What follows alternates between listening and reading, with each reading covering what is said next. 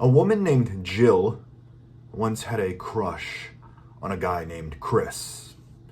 They went out on a date, they hit it off, it was going good. Until one day, Chris started to pull away. He started to pull away a little. Perhaps he was scared because he had been hurt before, but he didn't know how to communicate his needs to Jill. So by default, he kind of started to pull away. Jill started to notice this change. She felt Chris pulling away. Unfortunately, Jill had been hurt before too and struggled with fear of abandonment. She never really overcame this fear. So when she noticed Chris pulling away, she became anxious. This clouded her judgment and logical thinking. She was overwhelmed with emotions and anxiety and fear of losing Chris.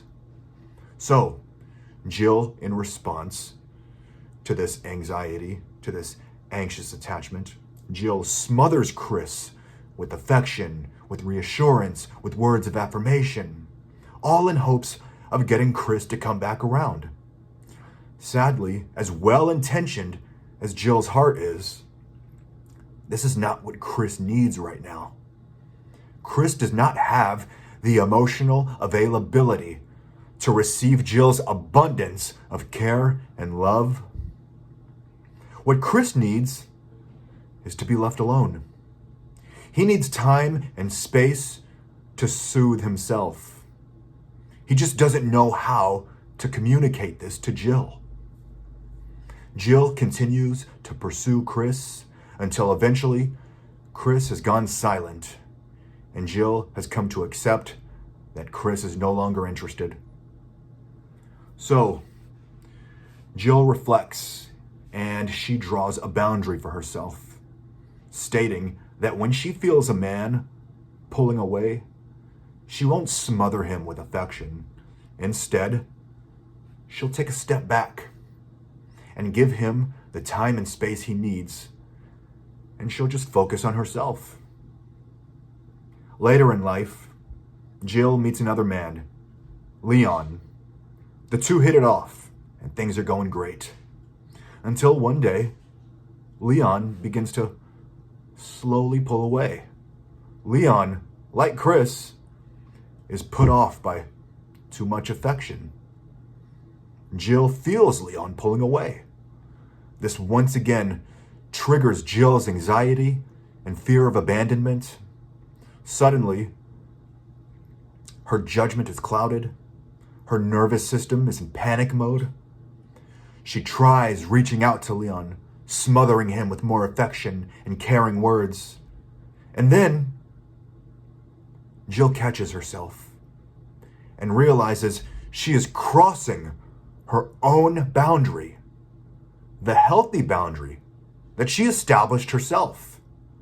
But her anxiety and fear of abandonment was so powerful that Jill didn't even realize she was crossing her own boundary. So Jill takes a step back. She wonders if she's already sabotaged her chances with Leon.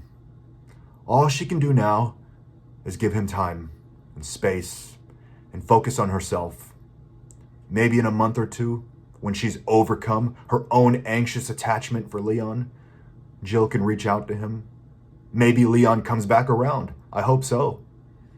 But Jill needs to reinforce her boundary and be aware of it.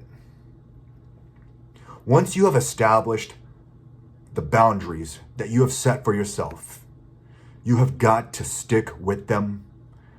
I know that can be hard because the feeling that you're losing someone can trigger your anxiety into overdrive.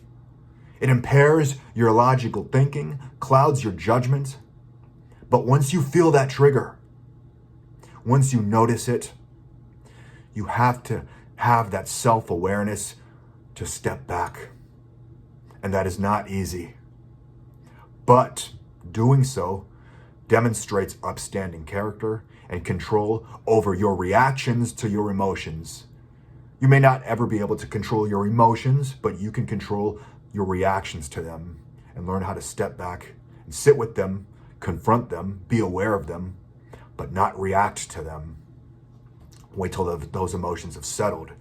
You have clear judgment, sound thinking, and then you can react in an appropriate way that's appropriate to the situation, to the circumstance, to the person.